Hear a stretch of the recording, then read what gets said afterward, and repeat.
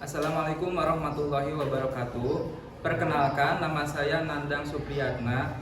Saya merupakan mahasiswa PPG Transformasi Batch 2 dan 3 tahun 2025 di LPTK UIN Sunan Kalijaga Yogyakarta dengan nomor induk mahasiswa 25414112201, dan saya merupakan guru pendidikan agama Islam di SMPN 1 Kawali Ciamis, Jawa Barat. Pada kesempatan kali ini saya akan membuat video pembelajaran di kelas 7 dengan materi makna sholat. Video ini ditujukan untuk memenuhi salah satu tugas dan syarat kelulusan UKIN PPG. Terima kasih. Wassalamualaikum warahmatullahi wabarakatuh. Assalamualaikum warahmatullahi wabarakatuh. Waalaikumsalam warahmatullahi wabarakatuh. Alhamdulillah, pada kesempatan kali ini kita dapat bertatap muka lagi di pembelajaran Bapak ya, materi tentang sholat. Nah, sebelum kita lanjut, sudah berdoa belum? Belum. Oke, seperti biasa silakan pimpin KM untuk berdoa. Sebelum belajar, alangkah baiknya kita berdoa mulai.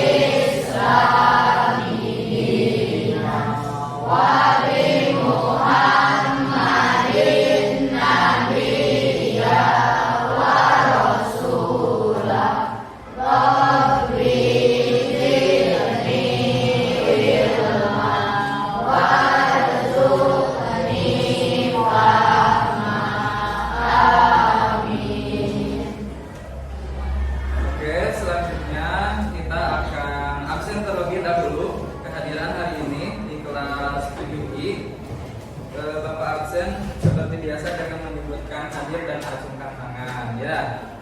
Agung, Alifa, Alisa, Apir, yang keras ya supaya terdengar. Apir, Atila, Ayi, Ayu, Yofi, Zahwa, Greta.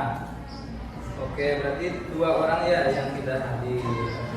Selanjutnya di sini kita akan melanjutkan materi yang sebelumnya, masih di bab 3, itu tentang sholat.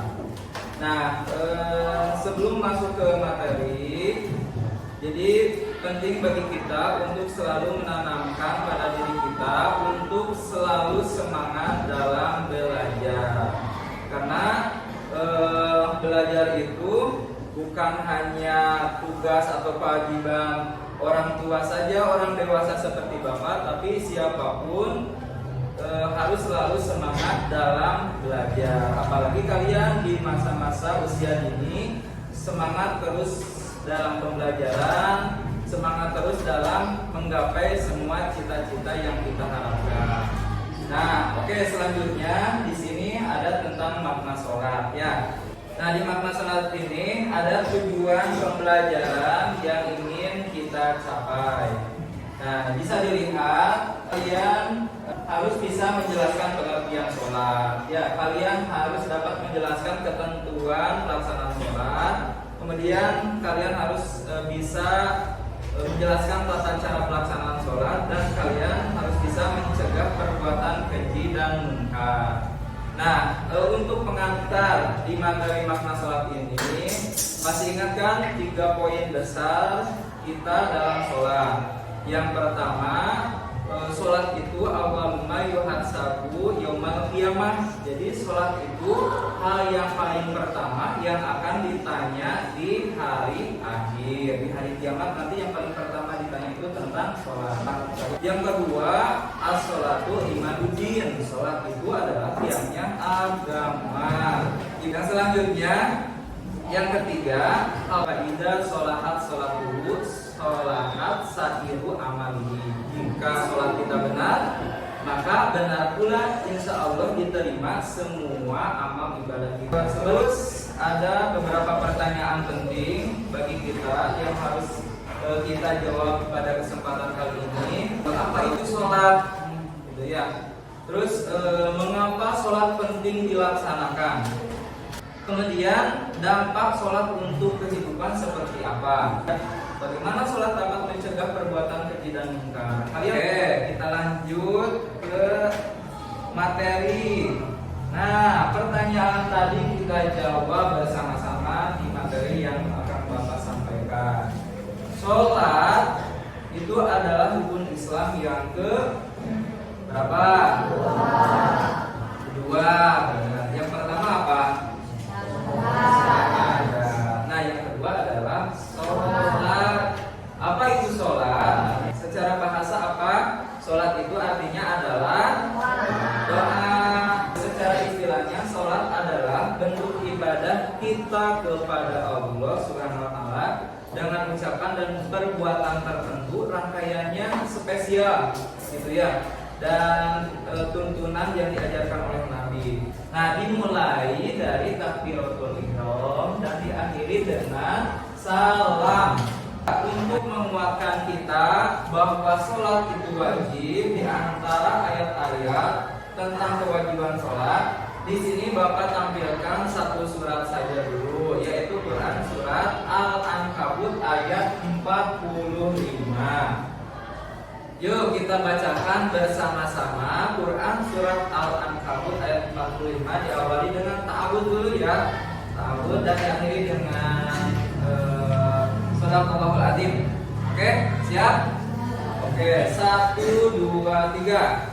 A'udzu billahi minasy syaithanir rajim.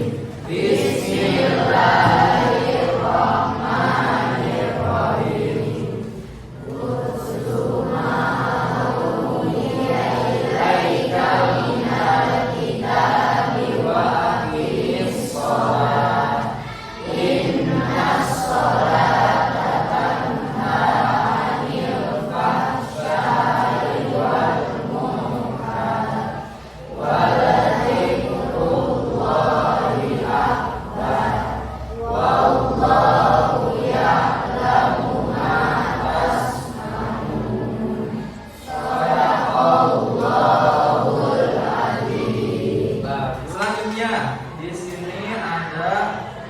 Syarat wajib sholat.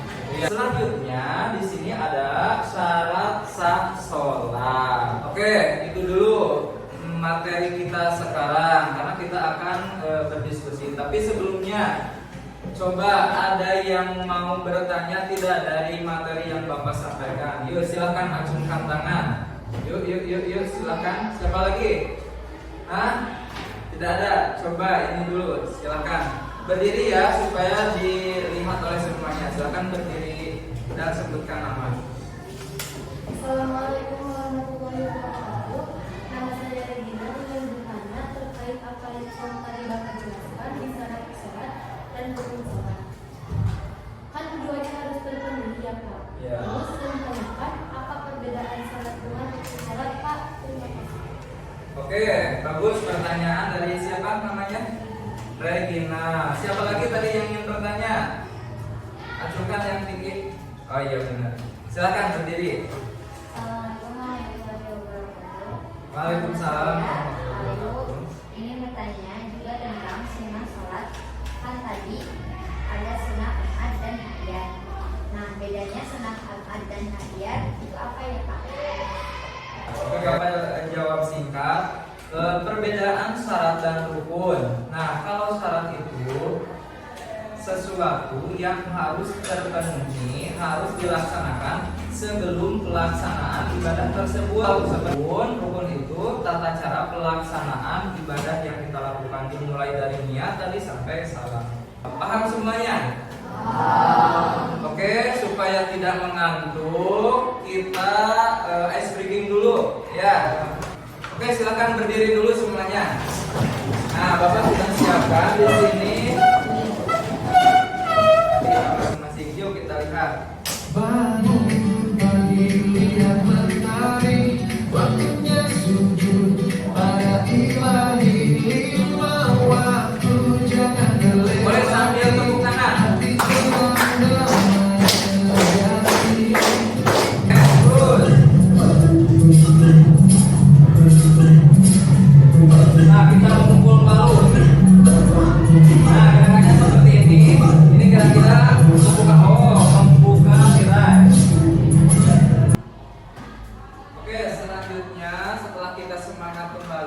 setelah ice breaking, nah kita akan mulai pengerjaan tugas kalian pada kesempatan kali ini. Nah ini LKPD untuk tugas kita sekarang. Nah silakan tujuan dan lain sebagainya, petunjuk ada di LKPD ini.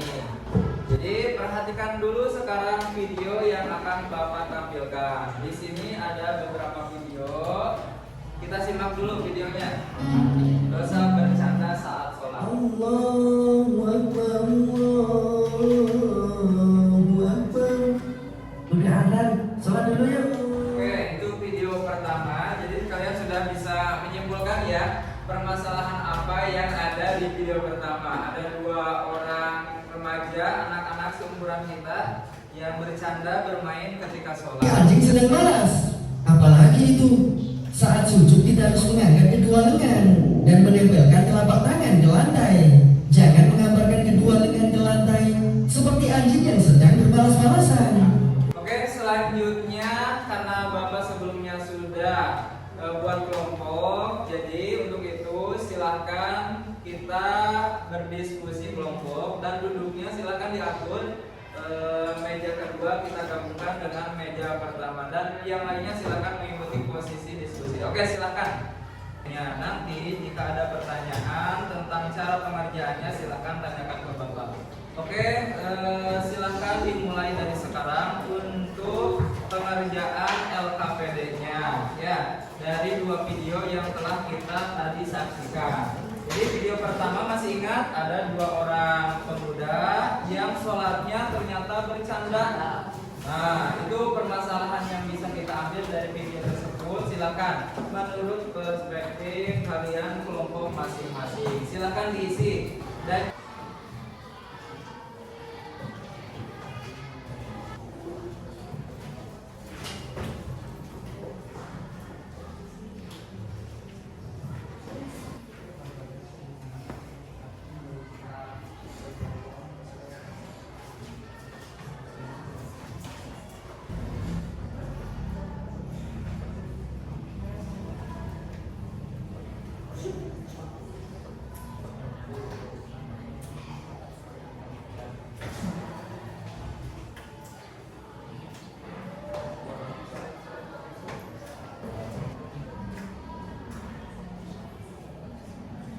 oke, di sini ada pertanyaan terkait pengerjaannya ya. Jadi di situ ada dua yang harus kalian isi dari setiap videonya.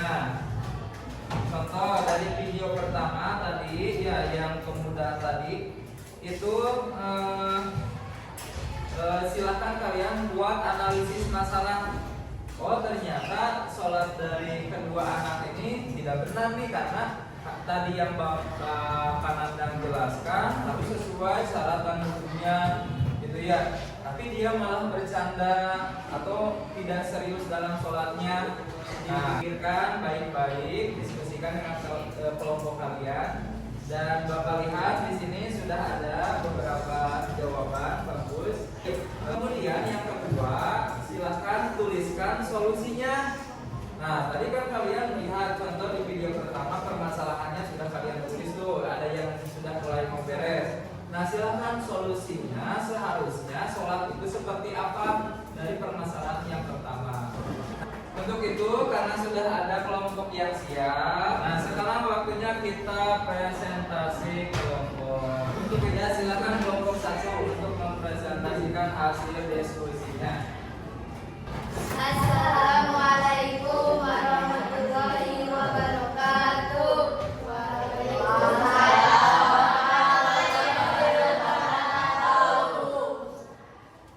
Kami dari kelompok satu akan menjawab dan menanggapi masalah dari video pertama. Menurut kelompok kami dari video pertama adalah ada kemungkinan mereka masuk dalam. Assalamualaikum warahmatullahi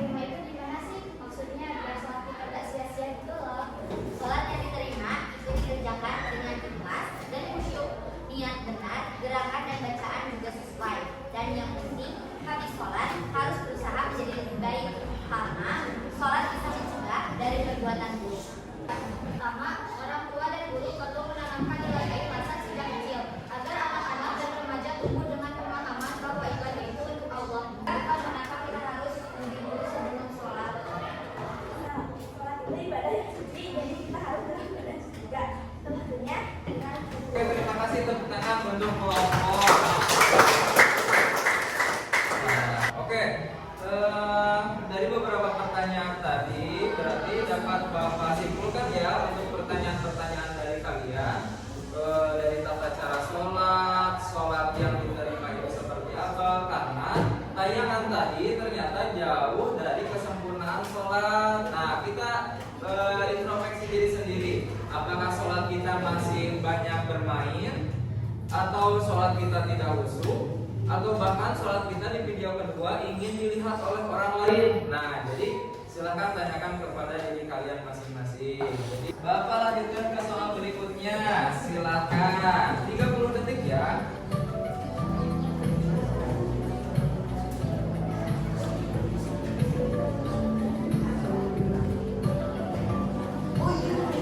Awas, hati-hati, tinggal 15 detik lagi. Sudah mulai.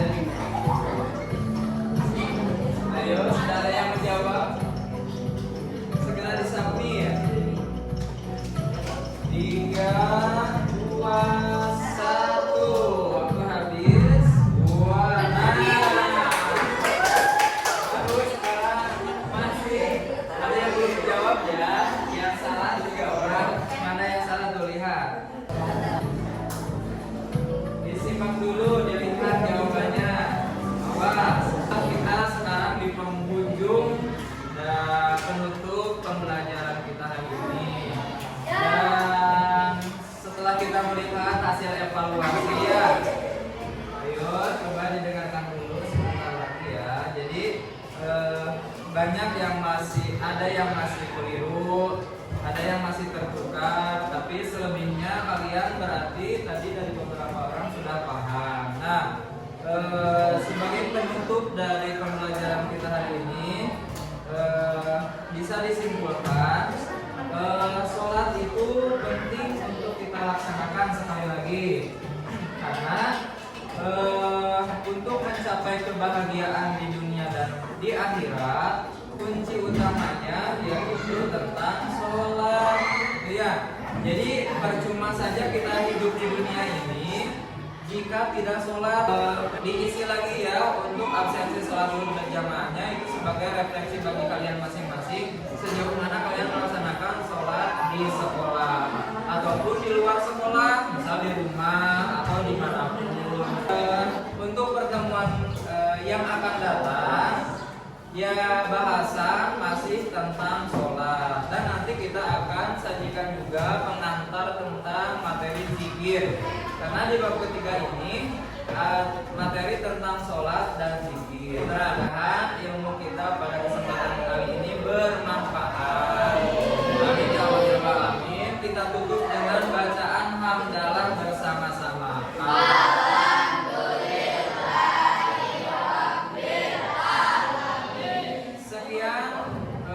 Pembelajaran hari ini, mohon maaf bila ada kekurangan. Billahi taufiq wal hidayah. Assalamualaikum.